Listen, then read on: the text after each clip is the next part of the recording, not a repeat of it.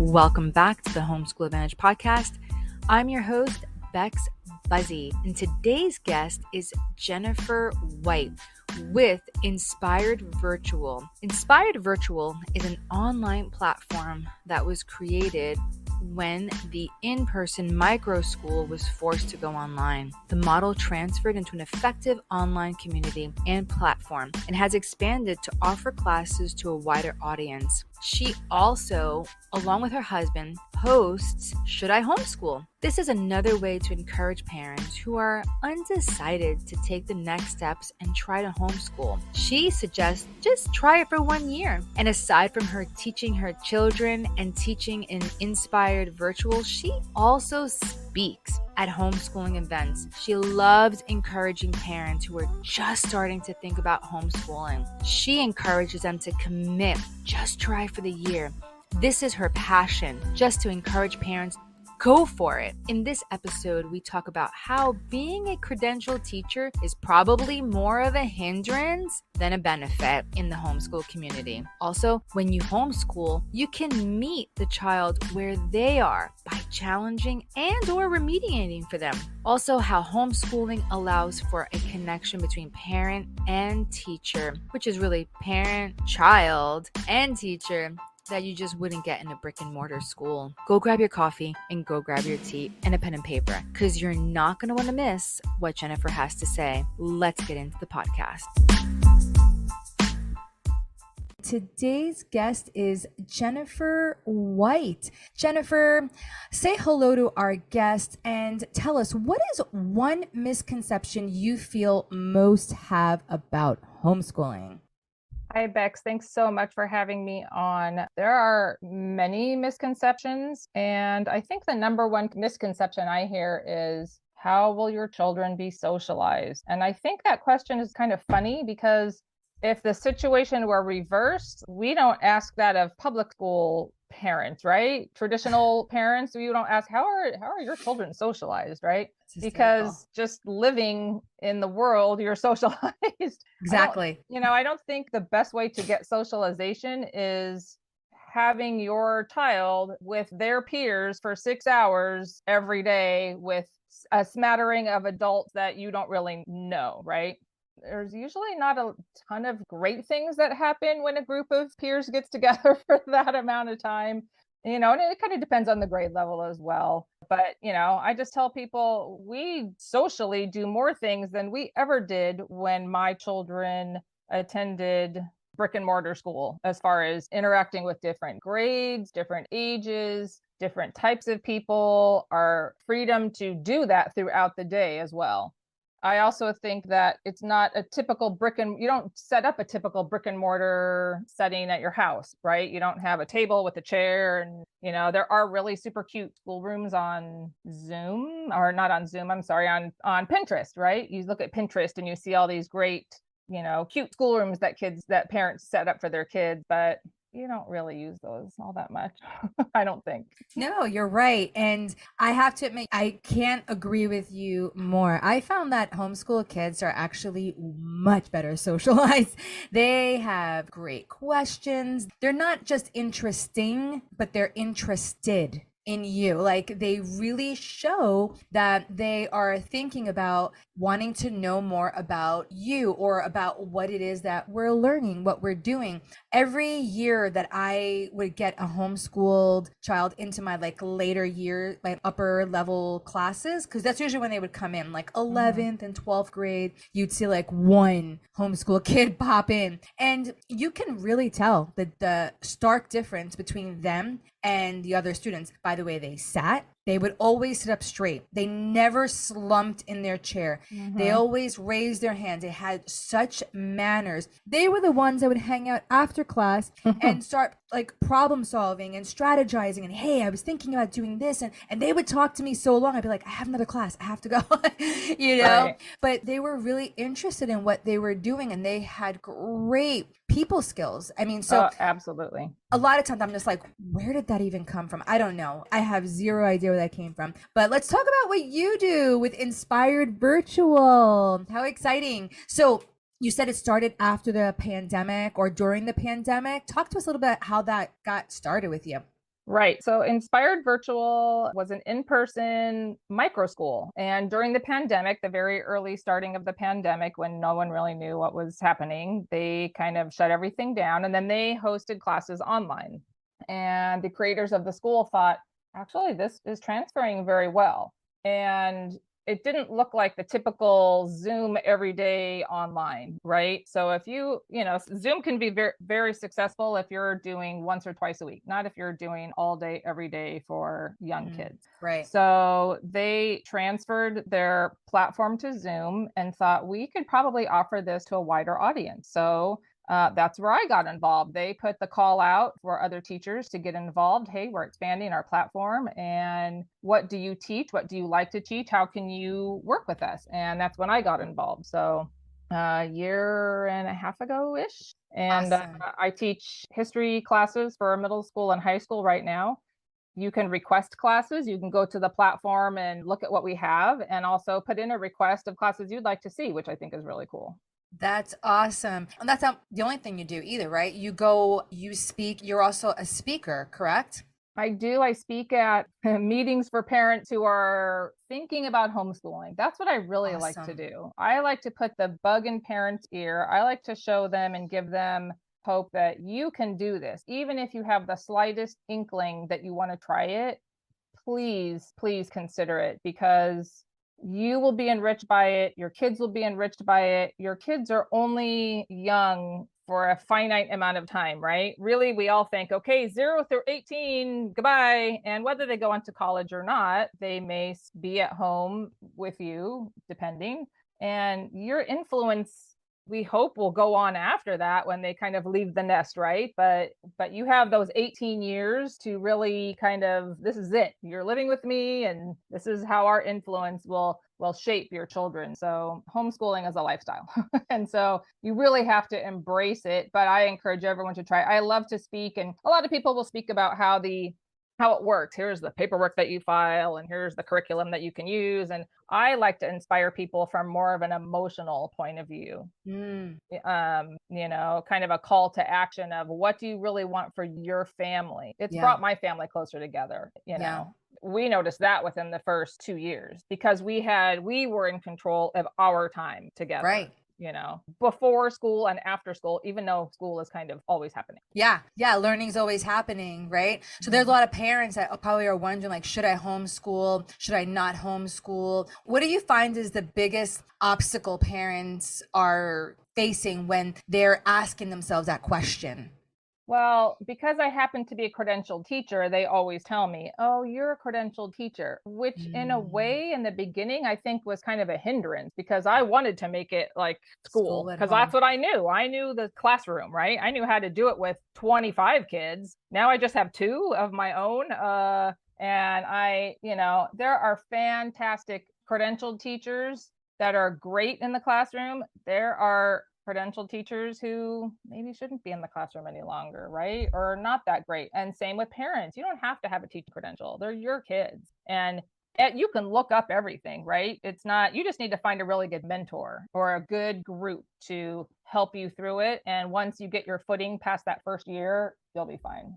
That's awesome. And you have a website called Should I Homeschool, right? Is that part of like that mentorship aspect where you kind of give some tips and everything on there? Correct. My husband and I, we've been wanting to collaborate on something for a really long time. He happens to be a public school teacher currently, which is, interesting. But yes, we do host a website called shouldiHomeschool.com, and we're always adding new content to that. It's fairly new, but it's a way because I just get so many questions. And I thought if there was just a way I could just tell everyone the information in a place, I could send them there, and it would be kind of like some of it will be conversational, and there would be a blog and there would be a resource page and you could ask me questions. So yes, that's hopefully one way I can help without, there's not a speaking engagement I can go to, I can help that way. That's awesome. You do so many things. So with Inspired Virtual, what made you take the job? Like what made you go for it? Because they reached out to you. What about Inspired Virtual inspired you to actually take action on the call? I really like their approach.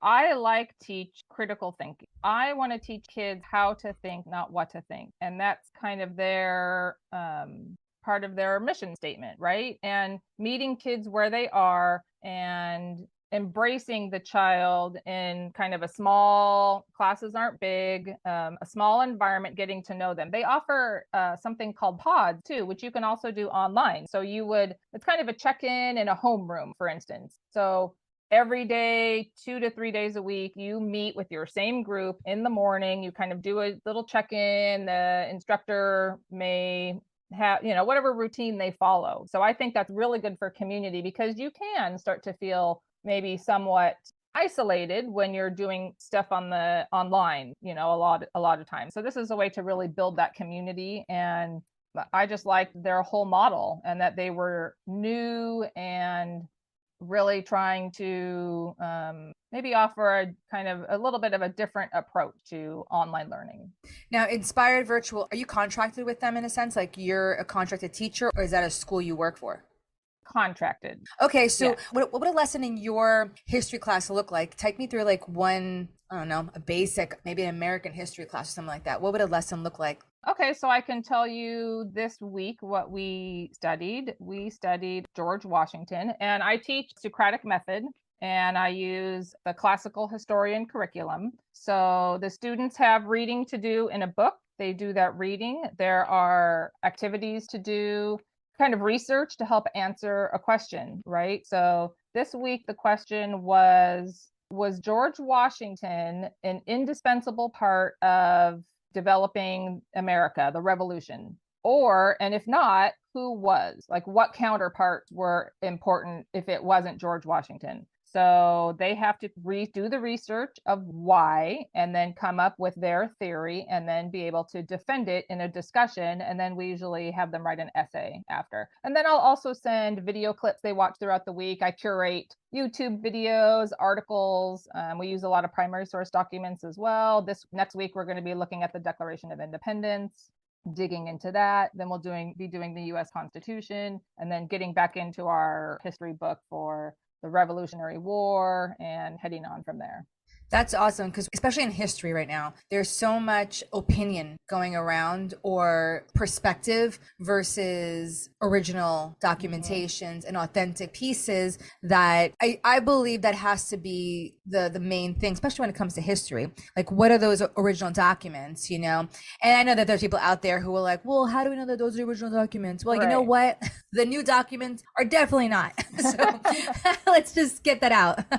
The ones that are out now are not. So get those original documents, and you can find them. I know that he's not a friend, but I know him. He comes to our church and he speaks whenever we see him. We talk with him, Rick Green, and he works with another person, and him and his family are always looking at original documents, and they'll show videos on them wearing cotton gloves, and these books have like plastic over them, and they're very gently, they go through it, and it's pretty amazing the care that actually goes into preserving these documents. So I think that's fantastic what you're doing. So if a parent is looking to reach you and to connect with you, where would they go to find your classes and to be able to register?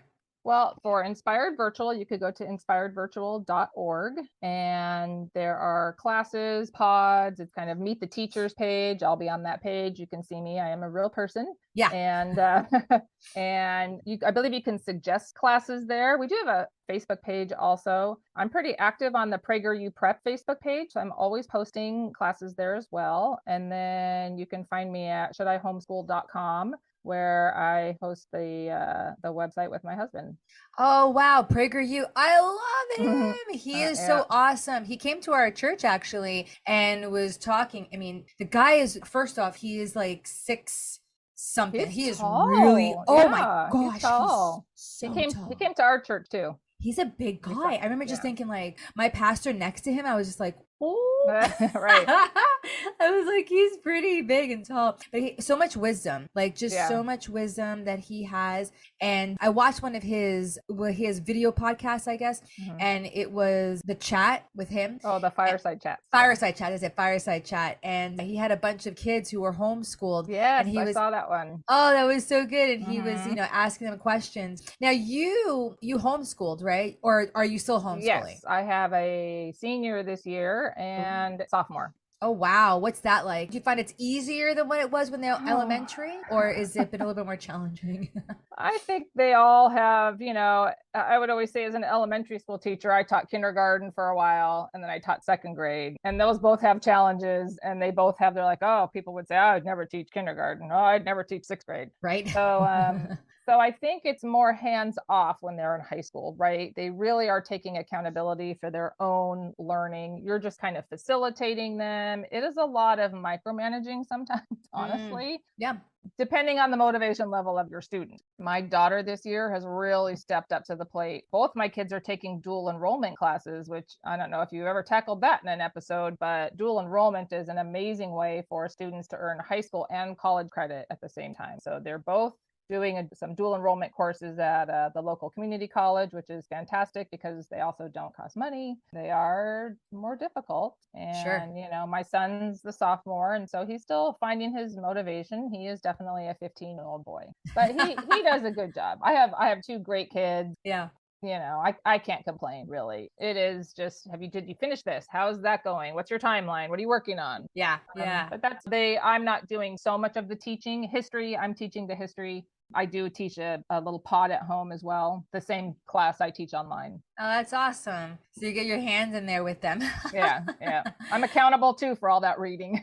Ah, that's so great. That's so great. Yeah, I've heard that a lot outside of people who have their own courses, but parents, when they're homeschooling their kids, they tend to learn a lot. They tend to do a lot of the work with their kids, and that actually brings a lot of memories and a lot of like wonderful experiences together with your kids, because it's not just them, it's them alone. It's like it's both of you guys together, just kind of tackling it on. I love that. I feel like I'm in school again, Yeah. but this time I actually like it and want to be there, right? Not that I really didn't like it before, but I feel like and they say every time you teach something, right, you learn it better and better. You know it better and better. So Absolutely. every time I teach a history class, I just feel, wow, I don't think I learned that the first time, second time, third time around in brick and mortar school, And everyone can look up facts, now you can have any handheld computer, phone, whatever, and look up any fact you want. So the way that I'm teaching it and the arguments the kid come up with in our discussions, whether it be, pro or con, whatever our discussion question is, I'm always blown away by their answers. They do a great job.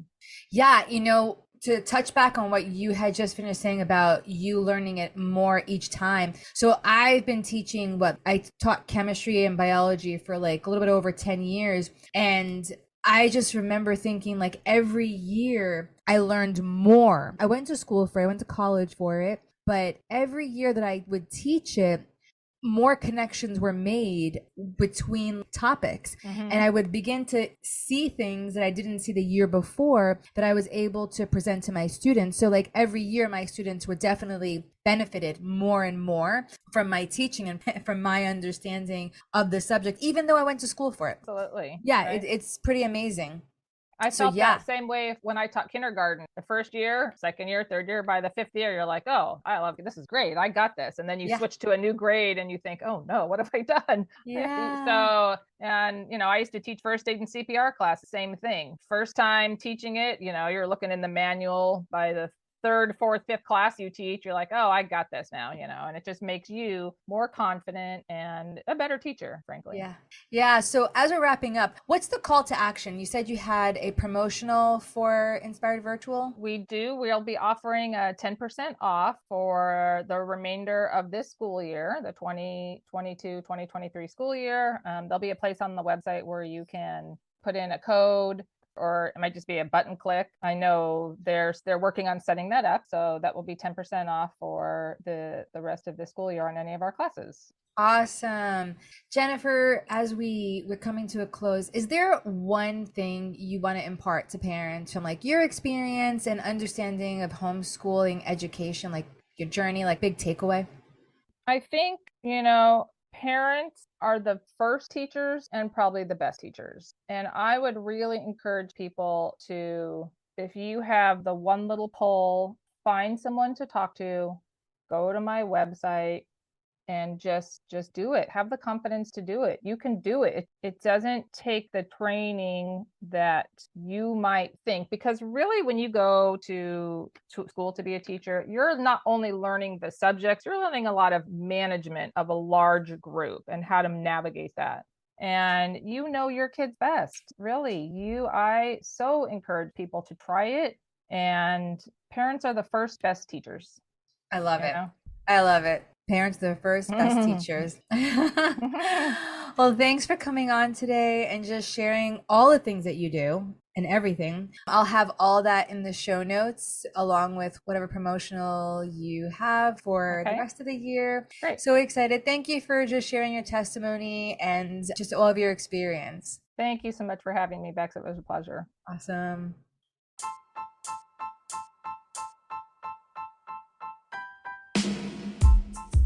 If you love the conversations we're having here on the Homeschool Advantage podcast, follow or subscribe our podcast to stay in the loop and never miss this amazing content. And please highly consider taking a minute to leave a positive rating and review to help others like you discover this show. See you next time.